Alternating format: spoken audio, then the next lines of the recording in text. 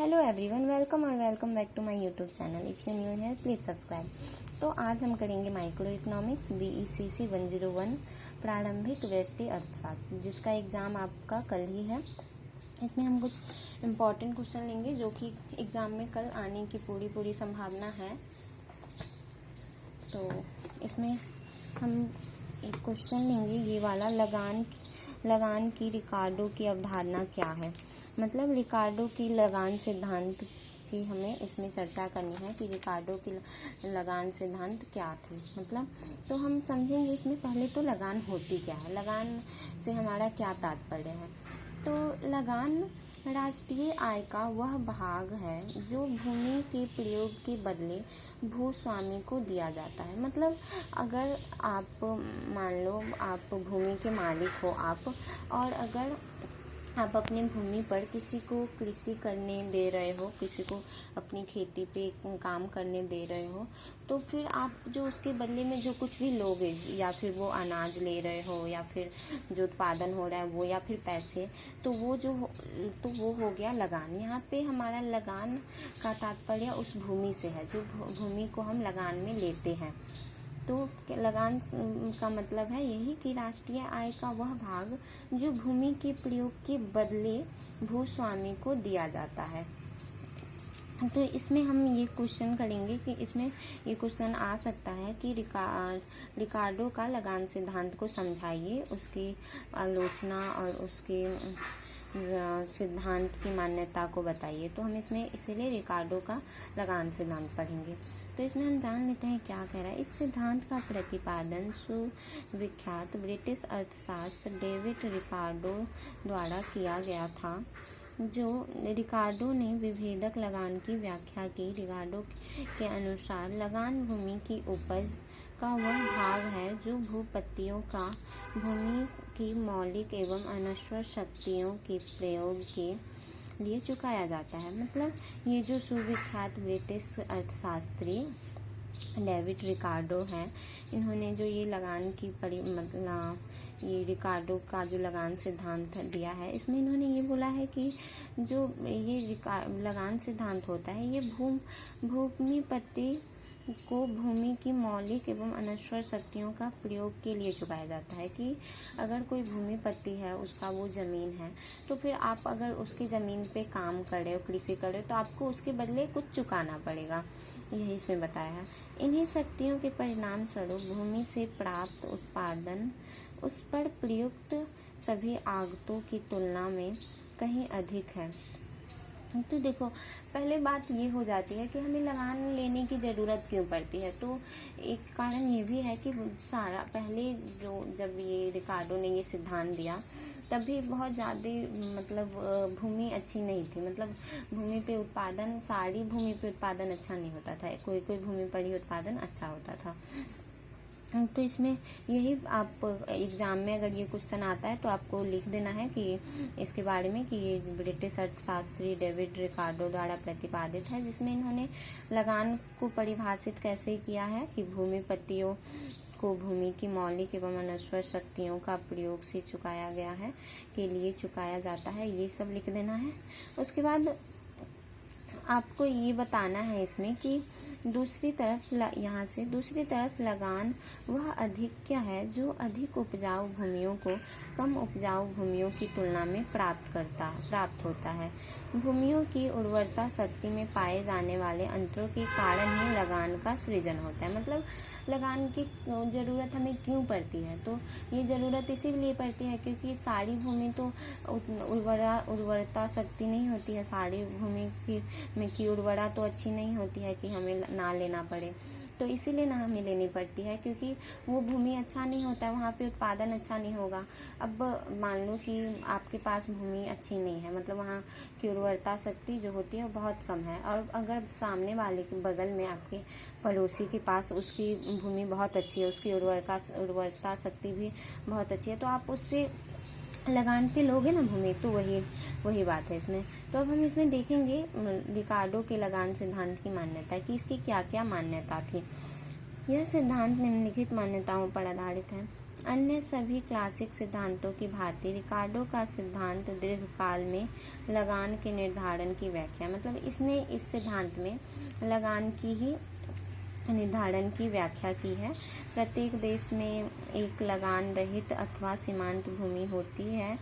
बढ़िया भूमि के लगान इसी भूमि की ऊपर की दशा में मापते हैं, मतलब इसमें फिर दूसरा में ये लिखा है कि बढ़िया भूमियों के लगान इसी भूमि के ऊपर की दशा में मापते हैं, मतलब इन्होंने अपनी दूसरी मान्यता में यही भूमि की ही बढ़िया भूमि के बारे में बताया है कि बढ़िया भूमि ही कृषि के लिए अच्छी होती है। ये इस सिद्धांत के अनुसार परिमाणात्मक एवं गुणात्मक दृष्टिकोण से भी भूमि सीमित होती है। इस तीसरी जो मान्यता है उसमें बताया गया है कि भूमि जो है वो परिमाणात्मक और गुणात्मक से सीमित है, मतलब बहुत ज़्यादा नहीं है, सीमित मात्रा में है, जिसके कारण हमें बहुत सोच समझ के चलना होगा। मतलब जो करना है उसी भूमि पे करना है, मतलब सारे लोग तो ऐसे कर नहीं सकते और इसीलिए हमें अपने भूमि पे ना करके दूसरे की भूमि पे करनी पड़ती है, जिसके लिए हमें लगान की ज़रूरत पड़ती है। फिर है भूमि में कुछ मौलिक एवं अविनाशी शक्तियाँ पाई जाती है जो अन्य साधनों में नहीं होती। लगान भूमि की इन्हीं शक्तियों का प्रयोग का भुगतान होता है, मतलब ऐसा भूमि भी होता है जिसमें अच्छे से खेती नहीं होती, उसकी ये कमी हो सकती है कि उसकी उर्वरता शक्ति अच्छी ना हो, इसीलिए उसमें कृषि ना हो। तो इसमें यही बताया उसने कि उसकी कृषि अच्छा नहीं होता, तो उसमें उन्होंने जो रिकार्डो है उन्होंने ये मौलिक एवं अविनाशी शक्तियाँ के बारे में बताया, लेकिन इसका जो कारण है वो यही है कि वो उर्वरता शक्ति वहाँ का अच्छा नहीं होगा या फिर मिट्टी अच्छा नहीं होगा, जिसके कारण नहीं अच्छा हो रहा है। फिर है लगान केवल भूमि से उत्पन्न होता है क्योंकि भूमि केवल प्रकृति एवं निःशुल्क उपहार है। पूंजी जैसे मानवकृत साधनों पर लगान उत्पन्न नहीं होता, मतलब भूमि ही है जो प्रकृति द्वारा निःशुल्क दिया हुआ है, पूंजी तो नहीं है, पूंजी तो मानव निर्मित है। तो इसमें ये बताया है कि जो ये आपका ये लगान है वो सिर्फ भूमि पर ही निर्भर हो सकता है। फिर है दूसरा पॉइंट है हमारा, देश में भूमि की जुताई अवरोही क्रम में होती है। सबसे अधिक उपजाऊ में सबसे अच्छी स्थित भूमि पर खेती सर्वप्रथम की जाती है, मतलब ये बोला जा रहा है इसमें कि देश में जहाँ सबसे अच्छी भूमि होती है वहीं पे उपजाऊ होती है, वहीं पे उत्पादन किया जाता है। फिर है भूमि पर लगान विभेदक उर्वरता एवं विभेदक स्थिति के कारण उत्पन्न होता है। भूमि में हासमान प्रतिफल नियम कार्यशील होती है। देश की जनसंख्या निरंतर बढ़ रही होती है, मतलब ये बोला है कि भूमि कृषि जो है वो हासमान प्रतिफल नियम कार्यशील होता है, मतलब जो भूमि है वो उसका हासमान मतलब वो उसका जो है वो कार्य से गिरता रहता है, मतलब भूमि जितना आप भूमि पे वो उत्पादन करोगे उसकी उर्वरता शक्ति उतनी ही कम होती रहती है, जिस कारण भी भूमि का उपजाऊ सही से नहीं हो जाता। और दूसरा कारण है देश की जनसंख्या निरंतर बढ़ रही है, जिसके कारण बहुत ही ज़्यादा उत्पादन करने की ज़रूरत पड़ी है और भूमि हमारे लिए कम होती जा रही है। रिकार्डो ने लगान की उत्पत्ति के संबंध में दो कारणों का उल्लेख किया। प्रथम, यदि भूमि के गुण में समरूपता या एकरूपता पर मांग की तुलना में उसकी पूर्ति सीमित हो तो पूर्ति की सीमितता के कारण लगान उत्पन्न होता है। इसमें इस प्रकार लगान को दुर्लभता लगान कहा है।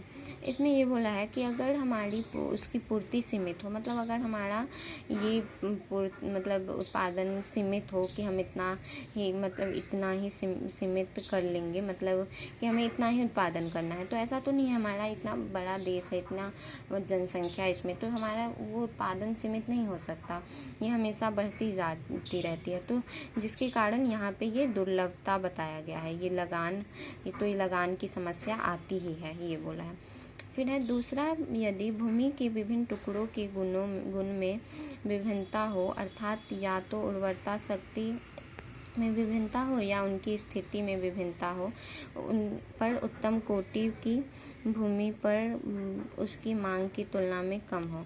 इसमें ये बताया कि अगर उर्वरता शक्ति कम हो तब भी लगान की समस्या उत्पन्न हो सकती है। जो लगान, हमें लगान लेना ही पड़ेगा। फिर लगान का उत्पन्न होना दो प्रकार से दिखाया जा सकता है। एक है गहन खेती। अब हम देखेंगे कि गहन खेती क्या होती है।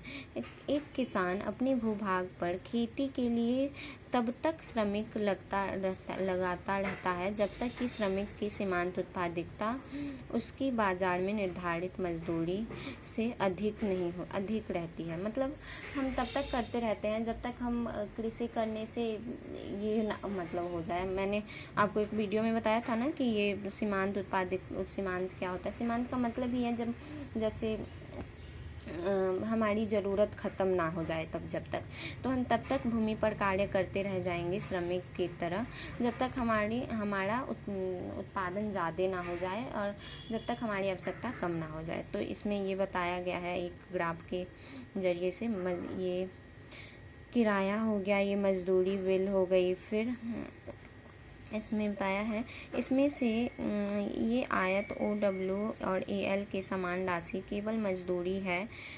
मतलब यहाँ से लेके OWAL ये मजदूरी है, और ये जो है हमारा ये है सीमांत उत्पादकता जो एक्स्ट्रा हुई है, जिसके कारण जो मतलब जैसे मैंने बताया था ना वो एग्जाम्पल में रोटी वाला, इससे पिछले वीडियो में, आप वहाँ से भी वो देख के सीमांत का कॉन्सेप्ट क्लियर कर सकते हो। तो ये जो, क्योंकि इसकी ज़रूरत नहीं थी, तो ये जो हो गया ये हमारा हो गया सीमांत उत्पादकता। और जो हमारी ये मजदूरी हो गई, श्रमिकों की मजदूरी देने की भूसा, ये हो गया सिर्फ इतना, हमारी मजदूरी इतना है, और ये हो गया हमारा किराया।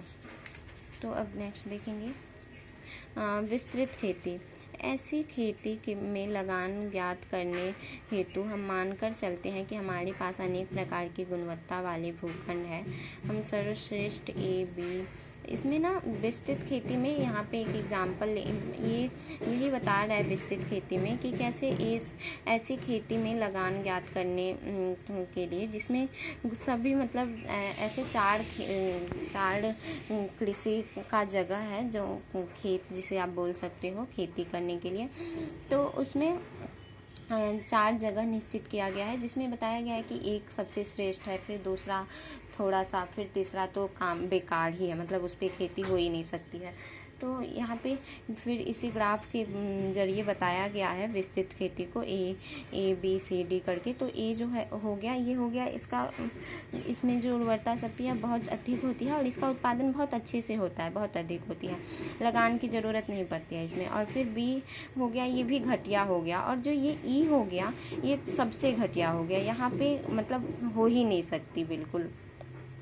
तो हमें यहाँ पर लगान की ज़रूरत है, B-C-D-E पर लगान की ज़रूरत है, और ये हमारा जो है वो इस पे उत्पादन हो सकता है। जैसे आप मतलब आप ऐसे इसे समझ सकते हो कि आप अपने आसपास ही देखो कि सारी भूमि अच्छी थोड़ी ना होती है। हमें तो अगर हमारी भूमि अच्छी नहीं है तो हम उस भूमि को लगान पे लेंगे ही किसी दूसरे की भूमि पर खेती करने के लिए। तो इसमें यही बताया गया है, इसे आप अच्छे से कर लेना। उसके बाद है इसका आलोचना की आलोचना क्या क्या है। तो रिकार्डो ऐतिहासिक दृष्टि से आवश्यक नहीं है कि सबसे श्रेष्ठ भूमि पर ही सबसे पहली, ये बताया है इसमें कि ज़रूरी नहीं है कि सबसे अच्छी जो भूमि है उसी पर सबसे पहले खेती की जाएगी।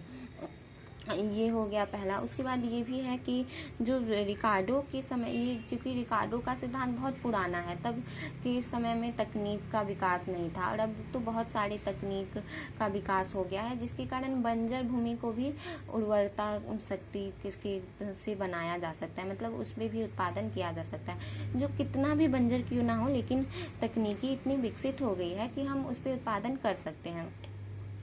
तो इसने रिकार्डो के सिद्धांत की यही आलोचना है। फिर रिकार्डो ने केवल लगान एक अनार्जित आधिक्य कहा जाता है, शायद उचित नहीं होगा। भूमि अपने आप में श्रेष्ठ स्तर ही नहीं हो श्रेष्ठ स्तर की नहीं हो जाती। इनकी श्रेष्ठता पत्थरों की छटाई, झाड़ियों की सफाई, फालतू पानी। उसके बाद ये बताया गया कि भूमि खुद ही थोड़ी ना सर्वश्रेष्ठ होगा, उसे तो बनाना पड़ेगा ना सर्वश्रेष्ठ की, उसकी छटाई करना, पत्थरे हटाना, ऐसे खुद ब खुद सर्वश्रेष्ठ थोड़ी ना कुछ हो जाता है। तो फिर ये बताया कि इसकी तो 4-5 आलोचना है, जैसे कि ये जरूरी नहीं है कि भूमि की उत्पादकता सर्वप्रथम अच्छी भूमि पर हो। दूसरा ये है कि ये भी जरूरी नहीं है कि